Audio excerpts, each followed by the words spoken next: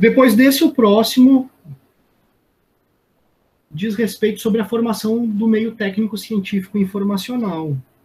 Né? Então, aqui eu resgato para vocês aquela ideia que eu abordei no início da aula de hoje, enquanto revisão daqueles assuntos anteriores, que envolve o conceito de técnica, de modo de produção.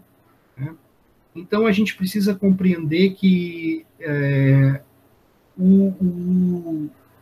a última etapa da chamada Revolução Industrial, que eu comentei já com vocês, eu acho que foi ano passado, quando a gente abordava, né, modo de produção, inclusive agricultura, né, a gente falava de primeira revolução industrial, segunda revolução industrial, e é nesse cenário da terceira revolução industrial, né, que esse conjunto de técnicas da terceira revolução industrial contribui de forma significativa para a internacionalização da economia.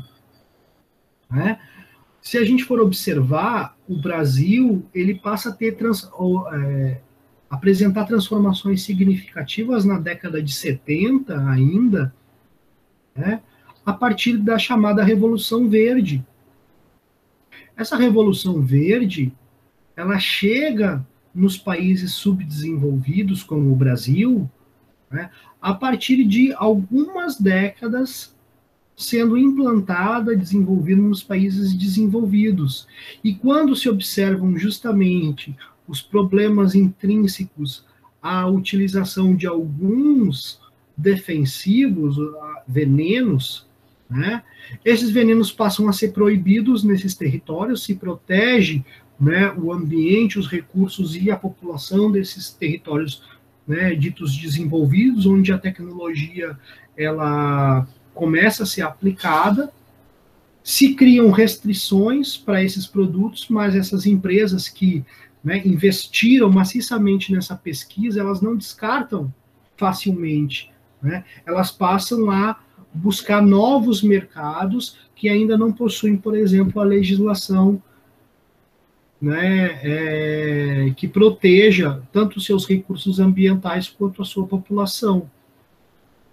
Então, esse meio aqui técnico, científico, informacional, ele diz respeito à perspectiva, né, direta do conceito de Milton Santos, que busca amarrar a ideia da técnica, mas não é simplesmente a técnica enquanto uma ferramenta, e sim a informação que se requer por trás da utilização daquela técnica.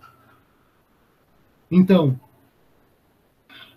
não é simplesmente possuir um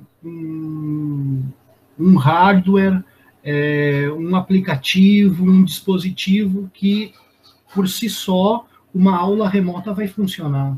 Né? É preciso um conhecimento mínimo,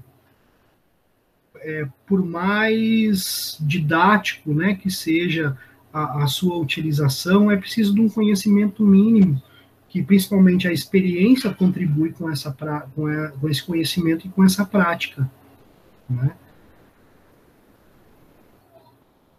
O último slide e o último tópico, né, aborda uma das características também que a gente observa desse período da globalização, é o crescimento expressivo do setor terciário. Né? E esse setor terciário, né, a gente observa, e aí eu coloquei aqui o gráfico nessa imagem, que é um gráfico que está no livro de vocês, na página 38.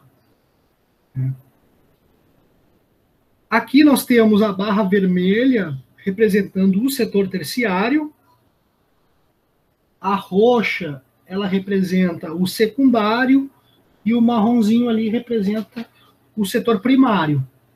Recuperando aqui o setor primário, aquisição, a exploração de matéria-prima, que envolve tanto a agricultura, né, que envolve uma exploração do solo, mas mineração, que inclui petróleo, a própria pecuária, né, tudo isso diz respeito ao setor primário. O setor secundário é a indústria, é o processamento da matéria-prima. E o terciário é a prestação de serviços, que envolve desde comércio, turismo, gastronomia, saúde, educação, tudo isso envolve, portanto, o setor terciário. Então, uma característica desse período que marca a globalização é o crescimento expressivo do setor terciário.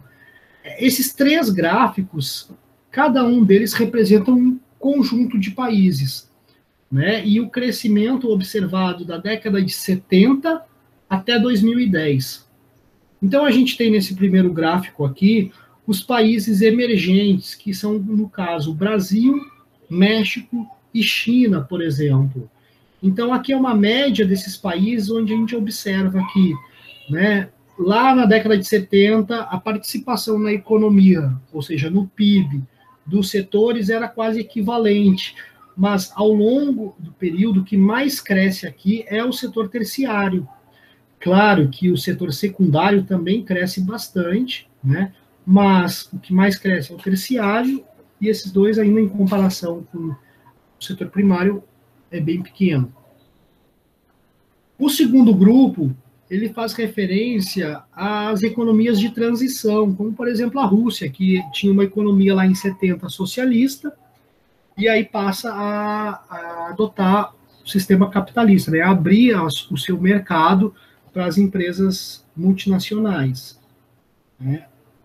E no terceiro mostra as economias desenvolvidas, né? Vejam que o setor terciário delas é muito maior do que o secundário. O secundário aqui, ó, representado pela linha, pela coluna roxa.